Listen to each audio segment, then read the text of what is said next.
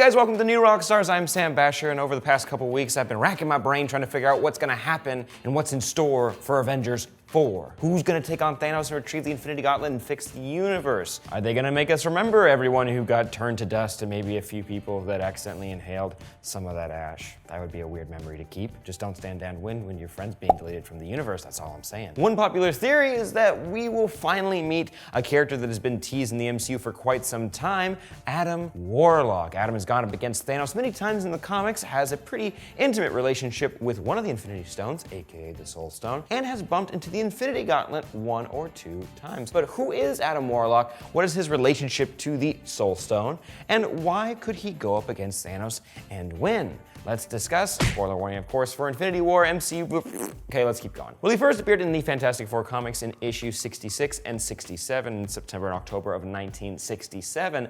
Hey! But at that point, he was just known as him. Him was an artificially created human being, but a perfect human being, so he obviously has powers, of course. He ends up rebelling against the scientists who created him and made his way out into the universe, where he bumps into none other than the High Evolutionary. Now, this character is very convoluted. Actually, he plays a big role in the origin of Scarlet Witch and Quicksilver. But to sum up his character really quickly, he likes to genetically alter beings in order to create the perfect being in the perfect world. These creatures are known as new men, and normally they're these animal hybrids that are genetically altered to behave and look like people. Anywho, the High Evolutionary actually recruits him to get a job done for him on Counter-Earth. Oh yes, Counter-Earth. It is the planet the High Evolutionary rules, where all of his new men live, and it actually runs counterclockwise of Earth on the same axis. To complete this job, the High Evolutionary gives Warlock the Soul Gem. That's what they called them back then, gems, not in stones.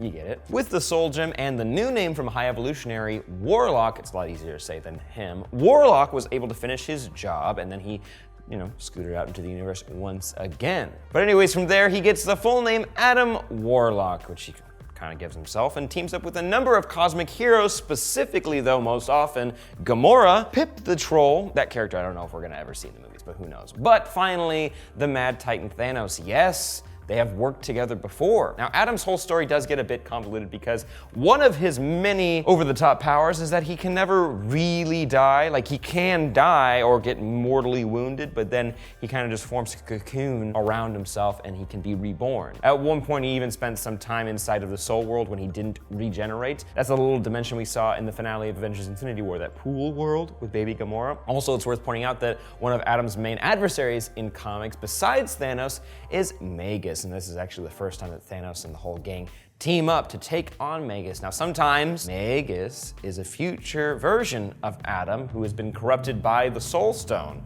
He's got a little purple hue to him, of course, because this is a bad guy. But sometimes he's just the evil incarnate, like he's the evil leached out of Adam and given a form. Now on to what his powers are. Well, Adam has super strength, flight, he can survive in the vacuum of space, energy manipulation, so he can just absorb stuff and, shoot it back out. But also he has a mastery of the Soul Gem, which he usually keeps right up here. He does sometimes show some mystical abilities and can sometimes restore other people's health by putting them in their own cocoons. Next, what is his relationship to Thanos? Well, during the events of the Infinity Gauntlet storyline in the comics, it's somewhat similar. Adam is extremely important in mounting the attack on Thanos to stop him from killing the universe. Now, after that, he is tasked with creating Infinity Watch, a group of people who are responsible for the safety of the Infinity Gems. They're all, spread out between these 6 individuals, and they keep him safe. Besides that instance, Adam and Thanos actually have teamed up a few times in the comics, once even to save the entire universe. As for the MCU introduction for Adam Warlock, well, we thought we were introduced to him way back in Phase 2. Yes, all the way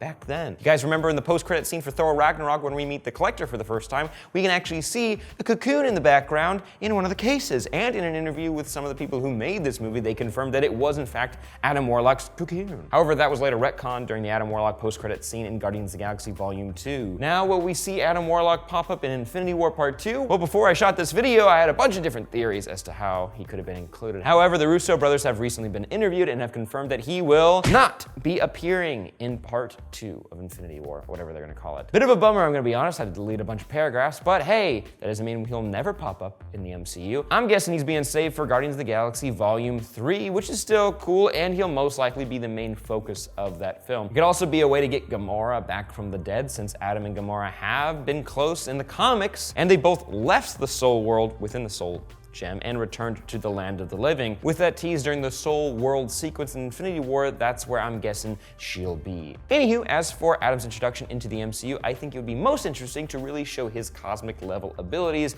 and to really add some stakes, let's have Magus show up as well. This could lead to some very emotionally heavy story beats, but also someone would be of equal power to Adam, you feel me? That's kind of important sometimes to fight him. Maybe even throwing the Newman and the High Evolutionary into the mix. Think about this, I know the High Evolutionary usually is a human, but maybe he's an alien scientist out in space who's been making human-animal hybrids. It would be a pretty cool visual, that's all I'm saying. Maybe even this could tie into Rocket's origins, possibly. We've never met the scientist that experimented on him. But anyways, I'm getting a little bit off track, a little bit ahead of myself. Also, Infinity Watch wouldn't be the worst idea either as a storyline for Guardians of the Galaxy Volume 3, seeing powerful Marvel characters being charged with protecting the Infinity Stones. But this is when I throw it to you guys. What do you guys think about Adam Warlock popping up in the MCU? How would you like to see him be introduced? Let me know in the comments down below. Be sure to like this video, share, and subscribe for more Infinity War content. And there's other videos too, but you guys seem to be really eating those up, so we're gonna keep making them. I'm Sam Basher at Sam Basher on Twitter. And check out my podcast, Only Stupid Answers, and I'll see you guys next time.